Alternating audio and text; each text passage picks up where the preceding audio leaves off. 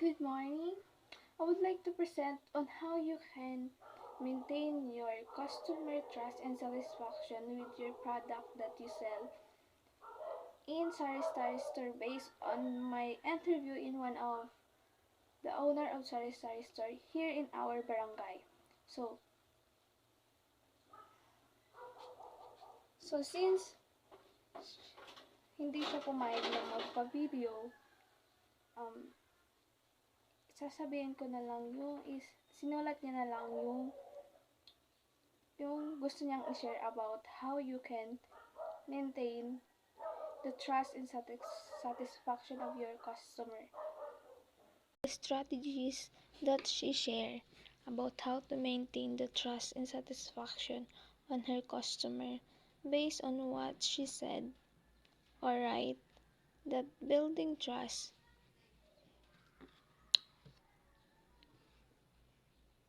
and making them feel welcome. Keep track and also keep track of the regular product that the customer needs. Kailangan mo daw alamin yung mga kailangan nila araw-araw, yung everyday use ng mga customer mo para is one of the reason para ma-maintain yung satisfaction ng iyong customer. And also,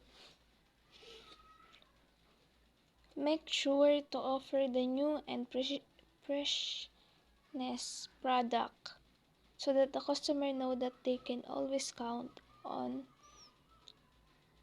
your product.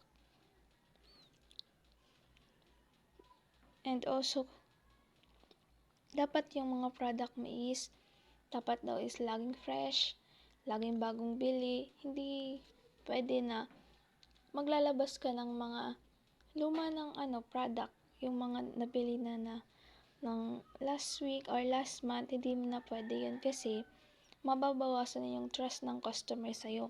That's why, kailangan mong make sure na new and fresh yung mga products na binibigay mo sa kanila or ino-offer.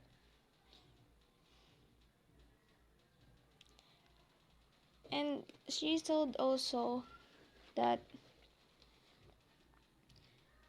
when the customer come in your store,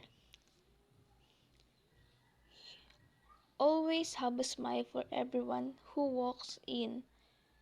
Dahil pag always ka lang naka-smile, parang nagbibigay ng good vibes sa mga customer mo, or parang nafe-feel nila na welcome sila, na parang welcome sila sa store mo anytime. Hindi mo ma-feel na parang hindi ka welcome na. So, and also, a friendly face and kind word go a long way. That's what she said also. And dinagdag niya pa na make sure to offer the best quality product at fair price. Kasi pag masyado nga naman mataas yung price na binibigay mo kaysa original price, yung mga customer na dating bumibili sa'yo na hindi na ganun yung same price, depende na lang if nagtataasan yung product na dating binibili ng customer. Pero if hindi naman siya nagtataas and same price pa din, tapos yung price na inano mo sa store mo is masyado siyang high compared to the original price, parang mababawasan nun yung trust, yung satisfaction ng customer sa product and store mo.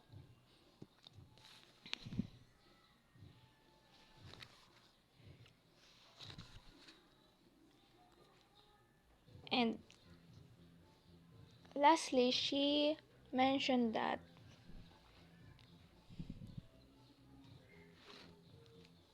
she wants,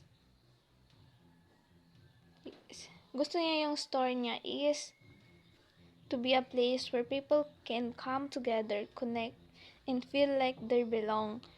So, gusto niya yung mga customer niya is mapifeel na connected, mapifeel ng customer niya na connected yung mga customer niya sa kanya.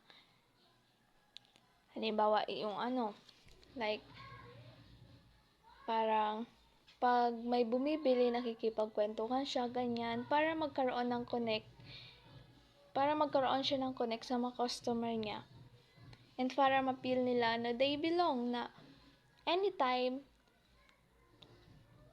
belong sila dun sa store na yun. That they can connect to the owner of the store.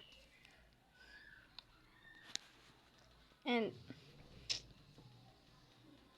so, what I learned is, if you have a sari-sari store, kailangan mo ng tatlong strategy para mas maging effective yung store mo, or parang mas tumagal or di malugi. Kailangan mo ng quality.